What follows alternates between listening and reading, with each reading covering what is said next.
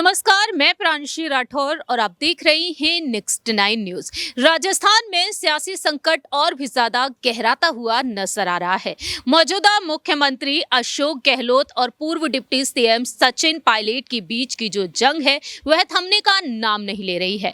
आलाकमान सोनिया गांधी इस जंग से परेशान हो चुकी हैं और जल्द से जल्द इस सियासी संकट पर वह फैसला लेना चाहती हैं। जहां एक तरफ भारत जोड़ो यात्रा के दौरान कांग्रेस से पूर्व अध्यक्ष राहुल गांधी ने साफ तौर पर कहा कि जल्द ही अच्छी खबर मिलेगी, लेकिन अब तक खबर नहीं आई है। सचिन पायलट के समर्थन में सभी फैसला सुनना चाहते हैं कि सीएम पद की दावेदारी के लिए राजस्थान के विधानसभा चुनाव में जो इसी साल होने वाले हैं उसमें सचिन पायलट को ही आगे किया जाए। लेकिन गहलोत गुट के 92 विधायक जिस तरह से पायलट के खिलाफ उतरते हुए नजर आए, इसके चलते यहाँ पर सियासी संकट और भी गहरा चुका है।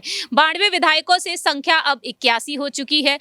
सीपी जोशी जो लगातार अपने फैसले सुनाते हुए नजर आ रहे हैं। जी हां, विधानसभा अध्यक्ष सीपी जोशी ने हाल ही में राजस्थान हाईकोर्ट पहुंचकर तमाम बड़े खुलासे किए हैं और ऐसे में देखा जाए तो अब बात यहां पर अशोक गहलोत पर आती हुई नजर आ रही है। कहीं ना कहीं इस साजिश के पीछे अशोक गहलोत का हाथ बताया जा रहा है, ऐसा दावा किया जा रहा है। दरअसल आपको बता दें कि 25 सितंबर बीते साल जो घटनाक्रम देखने को मिला, जब सचिन पायलट को मुख्यमंत्री पद की दावेदारी के लिए आगे देखना नहीं चाहते थे गहलोत गुट के विधायक और वह सीपी जोशी के पास पहुंच गए और इस्तीफा सौंप दिया। ऐसे में देखा जाए तो अब उनसे इस्तीफे वापस लिए जा रहे हैं और इसी बीच यहां पर 3 मंत्रियों की जो पद है वह मुश्किलों में पड़ते हुए दिखाई दे रहे हैं। दरअसल आपको बता दें कि हम बात कर रहे हैं केंद्रीय यूडीएच मंत्री शांति धारीवाल, महेश जोशी और धर्मेंद्र राठौड़ के बारे में। आखिरकार कांग्रेस अध्यक्ष मल्लिकार्जुन खड़गे इन पर क्या कुछ फैसला लेंगे, इस पर सभी की नजरें टिकी हुई हैं, क्योंकि आपको बता दें कि हाल ही में सचिन पायलट ने मांग की थी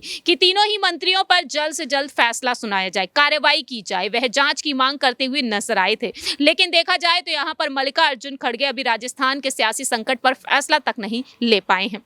दरअसल आपको बता दें कि हाल ही में जो खबर सामने आई उस खबर पर अगर गौर किया जाए तो सीपी जोशी ने जिस तरह से राजस्थान के हाईकोर्ट पहुंचकर अपनी बात रखी, वह यहां पर देखा जाए तो 81 विधायक जिन्होंने सितंबर में विधानसभा से इस्तीफा दिया था, वे अपना इस्तीफा वापस लेने के लिए स्पीकर सीपी जोशी के सामने पेश हुए और विधायकों ने कहा कि उनके इस्तीफे स्वैच्छिक नहीं थे। राजस्थान हाईकोर्ट में विधानसभा सचिव महावीर प्रसाद शर्मा ने हलफनामा दावा किया था जिसमें यह सब कुछ बताया गया। ऐसे में देखा जाए तो सीपी जोशी ने यहां पर कहा कि 81 विधायक एक एक करके मेरे सामने पेश हुए, स्वेच्छा से अपना इस्तीफा वापस लेने का अनुरोध किया और अपने प्रार्थना पत्रों में उन्होंने स्पष्ट रूप से उल्लेख किया है कि पहले दिए गए त्याग पत्र स्वैच्छिक नहीं थे। इतना ही नहीं, उपनेता राजेंद्र राठौड़ ने दायर याचिका में जवाब दिया। यहां पर महावीर शर्मा ने कहा कि मुख्य सचेतक महेश जोशी, उप मुख्य सचेतक महेंद्र चौधरी, मंत्री शांति धारीवाल, रामलाल जाट, मुख्यमंत्री अशोक गहलोत के सलाहकार संयम लोढ़ा और विधायक रफीक खान के द्वारा सीपी जोशी को इस्तीफा पत्र प्रस्तुत किया गया था। यहां पर देखा जाए तो ये तमाम बातें खुलकर सामने आई। अब देखा जाए तो यहां पर तीनों मंत्रियों की मुश्किलें बढ़ सकती हैं, क्योंकि देखा जाए तो यहां पर यही दावा किया गया कि कहीं ना कहीं शांति धारीवाल की इसके पीछे साजिश रही।